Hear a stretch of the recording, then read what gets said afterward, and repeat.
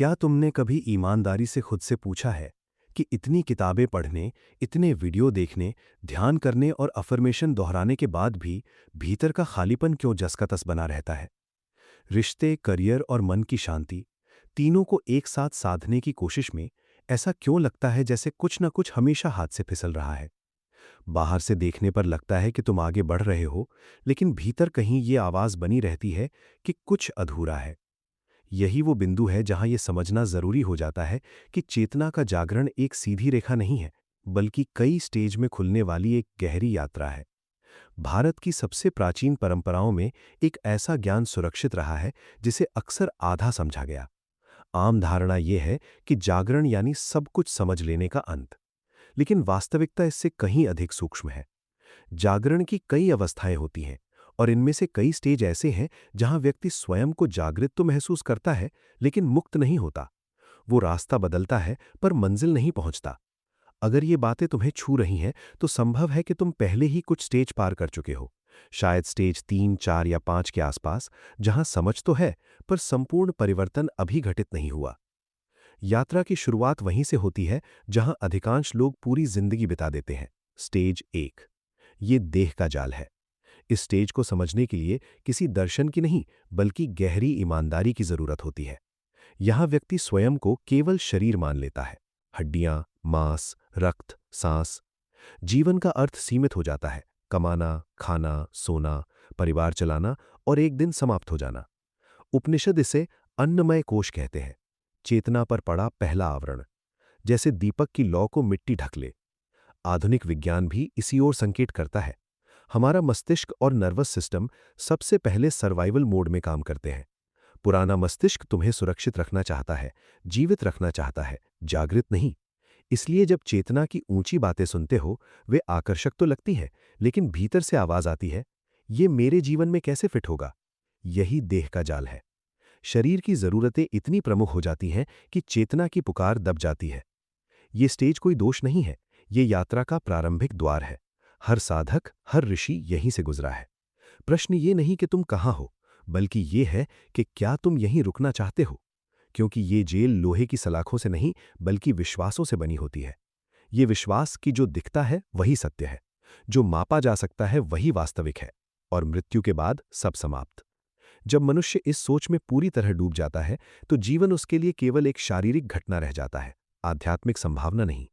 जब चेतना स्टेज 1 से आगे बढ़ने लगती है, तो वो स्टेज 2 के द्वार पर पहुंचती है, द्वैत का अनुभव। ये वो क्षण होता है जब भीतर पहली बार संदेह उठता है कि दुनिया सिर्फ वैसी नहीं है जैसी दिखाई देती है। जैसे किसी ने मन के भीतर धीरे से कहा हो, रुको, कुछ और भी है। यहां विरोध दिखाई देने लगता है, लेकिन साथ ही ये समझ भी जन्म लेती है कि ये विरोध एक ही सत्य के दो छोर हैं। अंधकार और प्रकाश अलग अलग नहीं रह जाते, वे एक दूसरे को परिभाषित करते हैं। भारतीय ज्ञान में इसे शिव शक्ति का संतुलन कहा गया, विज्ञान में वेव पार्टिकल ड्युअलिटी। वास्तविकता एक ही है, पर उसे देखने के तरीके कई हैं। इस स्टेज पर व्यक्ति संयोगों में अर्थ देखने लगता है। लोग आते हैं, चले जाते हैं, घटनाएं दोहराती हैं, और भीतर प्रश्न उठता है, ये यूं ही तो नहीं हो रहा। यहां पहली बार ये समझ बनती है कि विचार, भावना और घटना एक दूसरे से जुड़े हुए हैं। लेकिन स्टेज 2 का भी अपना जाल है। यहां अक्सर लोग ज्ञान इकट्ठा करने में फंस जाते हैं। किताबें, वीडियो, प्रतीक, हर जगह संकेत खोजे जाते हैं। धीरे धीरे एक सूक्ष्म अहंकार जन्म लेता है, मैं जाग गया हूं, बाकी लोग सो रहे हैं। यही वो बिंदु है जहां जागरूकता फिर से बंधन बन जाती है, क्योंकि द्वैत को देखने का अर्थ ये नहीं कि तुम खुद को उससे ऊपर रख लो, बल्कि ये कि तुम दोनों पक्षों को स्वीकार कर सको। उपनिषद याद दिलाते हैं कि प्रकाश को समझने के लिए छाया का स्वीकार आवश्यक है। न्यूरोसाइंस भी यही कहती है, मस्तिष्क विरोधों के माध्यम से ही अर्थ गढ़ता है। यदि जीवन में केवल सुख होता, तो सुख का बोध ही न होता, दुख ने ही सुख को नाम दिया है। इसी स्वीकार से चेतना धीरे धीरे द्वैत के पार झांकने लगती है, और यहीं से यात्रा प्रवेश करती है स्टेज 3 में, मन की संप्रभुता।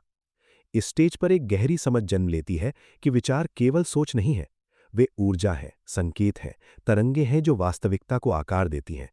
यहां मन शत्रु नहीं रहता, वो एक उपकरण बन जाता है। व्यक्ति पहली बार देख पाता है कि वो अपने विचारों से अलग भी खड़ा हो सकता है, उन्हें देख सकता है, चुन सकता है। इस स्टेज पर तुम्हें लग सकता है कि तुम सच में बदल रहे हो, क्योंकि अब तुम प्रतिक्रिया नहीं देते, बल्कि उत्तर देना सीखते हो। तुम समझते हो कि हर विचार सत्य नहीं होता और हर भावना तुम्हारी पहचान नहीं है।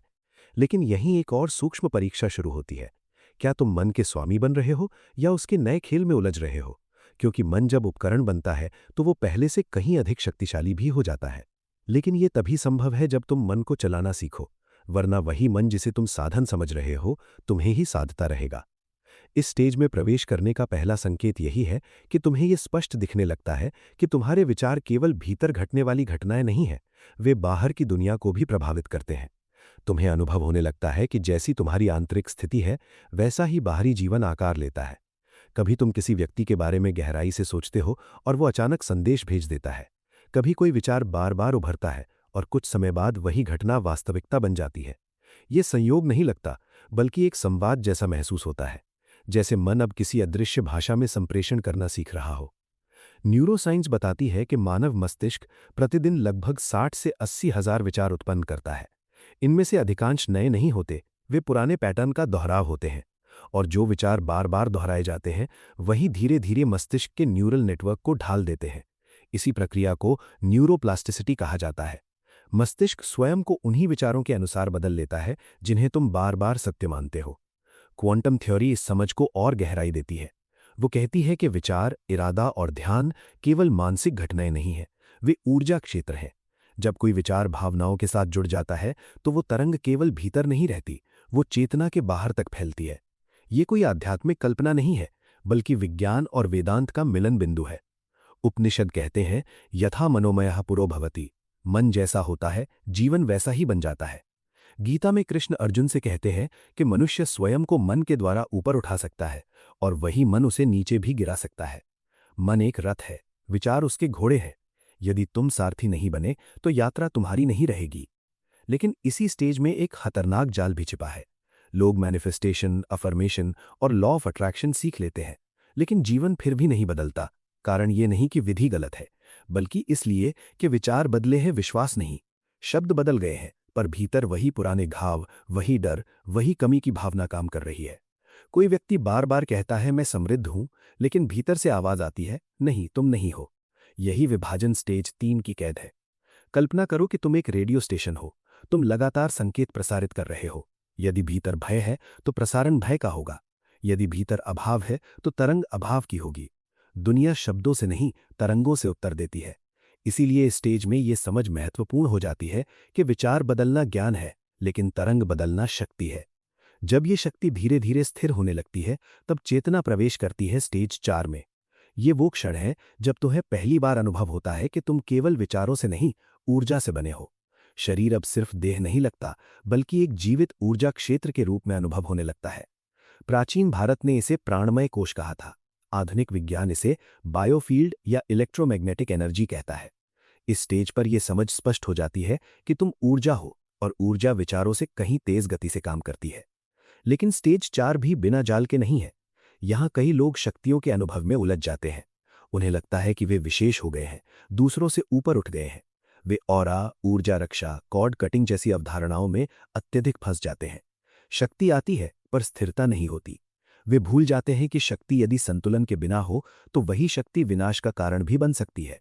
जैसे दीपक की छोटी लौ को हल्की हवा भी बुझा सकती है, लेकिन जब लौ प्रबल हो जाती है तो वही हवा उसे और तेज जला देती है। ऊर्जा भी ऐसी ही है। जब तक तुम भीतर से अस्थिर हो, दूसरों की ऊर्जा तुम्हें प्रभावित करेगी। जब तुम अस्थिर हो जाओगे, तुम्हारी ऊर्जा दूसरों को प्रभावित करेगी।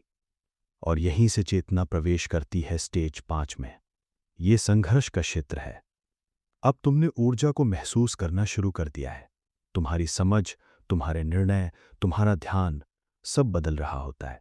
और ठीक इसी बिंदु पर विरोध जन्म लेता है, क्योंकि जब प्रकाश प्रज्वलित होता है तो छाया भी सक्रिय हो जाती है।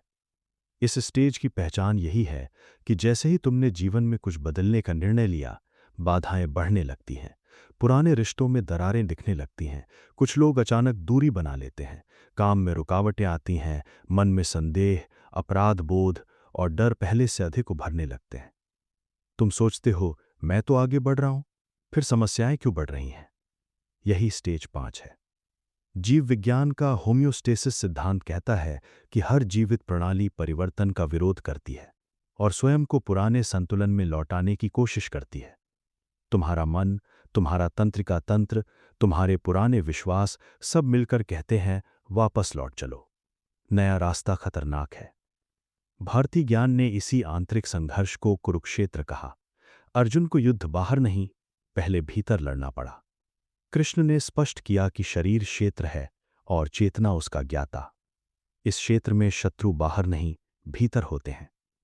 इस स्टेज का सबसे खतरनाक जाल यही है कि साधक ये मान लेता है कि शायद वो गलत दिशा में जा रहा है, क्योंकि रास्ता कठिन हो गया है, और वो वापस लौट जाता है उसी जीवन में, उन्हीं विचारों में, उसी दर्द में। यहीं अधिकांश लोग रुक जाते हैं, क्योंकि वे आध्यात्मिकता को केवल सुख का साधन मान लेते हैं। लेकिन वास्तविक परिवर्तन कभी भी बिना भीतर की जमीन हिलाए नहीं आता।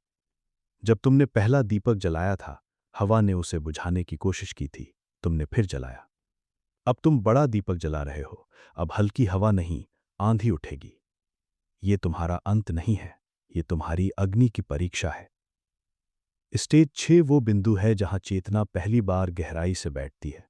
इसे अद्वैत का आसन कहा गया है, क्योंकि यहां आकर तुम्हें अनुभव होने लगता है कि तुम केवल शरीर, मन, भावनाएं या ऊर्जा नहीं हो, बल्कि इन सब के साक्षी भी हो। जिन चीजों से तुम अब तक लड़ते रहे, जिनसे बचने की कोशिश करते रहे, अचानक स्पष्ट हो जाता है कि वे तुमसे अलग कभी थी ही नहीं। तुम्हारे भीतर ही प्रकाश भी है और छाया भी। तुम्हारे भीतर ही प्रश्न भी जन्म लेते हैं और उत्तर भी। यही अद्वैत का पहला वास्तविक स्पर्श है, जहां विभाजन टूटने लगता है। अद्वैत का अर्थ ये नहीं कि सब कुछ एक जैसा दिखने लगता है, बल्कि ये कि जो दो दिखाई देता है, वो मूलतः एक ही सत्य की अलग अलग अभिव्यक्तियां हैं। लहरें असंख्य हो सकती हैं, लेकिन समुद्र एक ही रहता है। सूर्य की किरणें दिशाओं में बटी दिखती हैं, पर उनका स्रोत एक ही सूर्य है। उपनिषद का वाक्य अहम ब्रह्मास्मि इसी बोध का केंद्र है। मैं ब्रह्म हूं, अर्थात मैं उस समग्र चेतना से अलग नहीं हूं जिसे मैं अब तक बाहर खोजता रहा। आधुनिक विज्ञान भी इसी दिशा में संकेत देता है। यूनिफाइड फील्ड थ्योरी कहती है कि चेतना और पदार्थ अलग अलग सत्ता नहीं है, बल्कि एक ही वास्तविकता के दो आयाम हैं। क्वांटम एंटेंगलमेंट ये दिखाता है कि दो कण चाहे कितनी भी दूरी पर हों, एक दूसरे से जुड़ी जानकारी साझा करते हैं। दूरी यहाँ भ्रम है, अलगाव एक धारणा। इसी तरह तुम्हारा मैं और दूसरा भी केवल देखने का तरीका है, अंतिम सत्य नहीं। लेकिन स्टेज 6 का भी एक गहरा जाल है। इस स्तर पर साधक एक सूक्ष्म खतरे में पड़ सकता है।